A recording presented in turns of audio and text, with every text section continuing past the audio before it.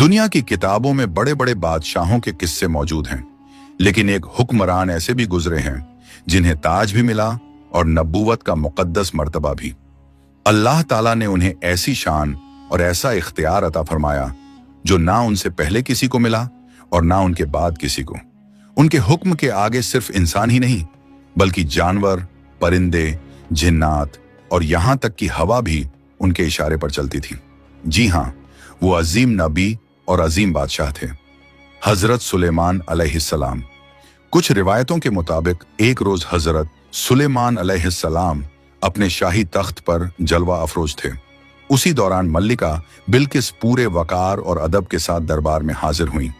उन्होंने अदब से अर्ज किया, ऐ अल्लाह के नबी हजरत सुलेमान अलैहिस्सलाम, मैंने सुना है कि आप अपने उड़ने वाले तख्त के जरिए बहुत ही कम वक्त में दूर दराज इलाकों तक सफर फरमा लेते हैं।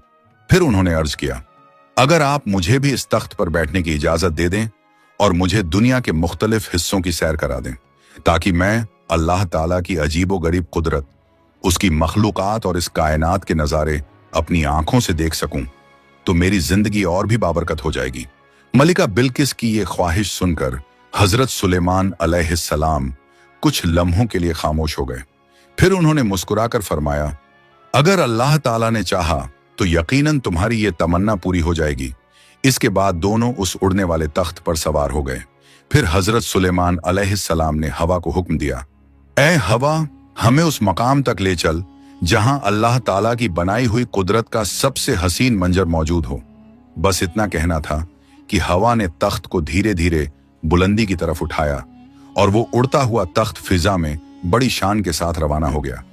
चलते चलते वो समुंदर के ऊपर से भी गुजर गए और थोड़ी ही देर बाद दूर एक ऐसा मंजर नजर आया जिसने मलिका बिल्किस को हैरत में डाल दिया। समुंदर की वुसतों के बीच एक बेहद खूबसूरत और दिलकश जजीरा मौजूद था जिसकी रौनक और नजाकत देखकर आंखों ठहर जाएं। हजरत सुलेमान अलैहिस्सलाम के इशारे पर हवा ने तख्त को उसी जजीरे पर नरमी से उतार दिया और फिर हजरत सुलेमान अलैहिस्सलाम और मलिका बिल्किस उस जजीरे की दिलफरीब खूबसूरती का नजारा करने लगे। जब मलिका बिल्किस ने उस जगह पर नजर दौड़ाई तो उनके सामने चारों तरफ हैरत अंगेज मंजर फैल गया। वहां रंग बिरंगे परिंदे, बेशुमार किस्म के अनोखे जानवर और समुंदर में बेहद हसीनो जमील मछलियां इधर उधर तैरती और घूमती हुई नजर आ रही थीं। इस दिलकश नजारे को देखकर मलिका बिल्किस के होंठों से बेख्तियार निकल पड़ा, ऐ अल्लाह रब्बुल आलमीन, तेरी ये दुनिया कितनी खूबसूरत है, हम तेरी किसी नेमत का इनकार नहीं कर सकते। अभी ये अल्फाज अदा ही हुए थे कि हजरत सुलेमान अलैहिस्सलाम की नजर अचानक अपने सरों के ऊपर से गुजरने वाले कुछ पंखों वाले घोड़ों पर पड़ी। वो घोड़े बड़ी तेजी से आसमान में उड़ रहे थे और उनकी खूबसूरती, उनकी दिलकश सूरत ऐसी थी कि देखने वाला दंग रह जाए। ये मंजर देखकर हजरत सुलेमान अलैहिस्सलाम को बेहद खुशी हुई और वो उन घोड़ों को टकटकी लगाए देखते ही रह गए।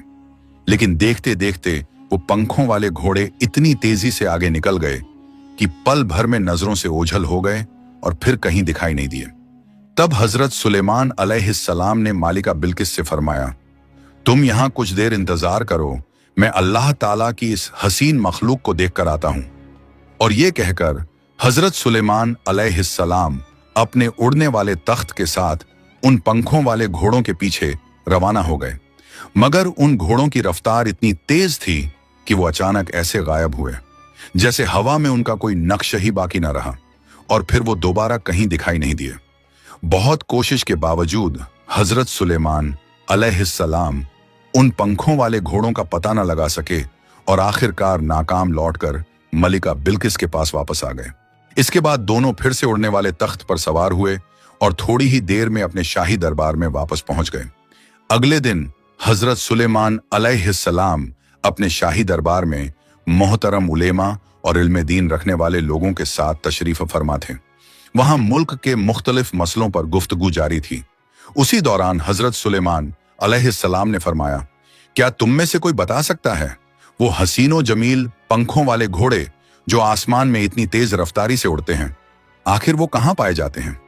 ये सुनकर वहां मौजूद एक सिपाही ने अदब से अर्ज किया, हुजूर, उन्हें देखना तो बहुत दूर की बात है, हमने तो आज तक उनका नाम भी नहीं सुना। फिर उसने थोड़ी हिम्मत करके कहा, अलबत्ता जिन्नात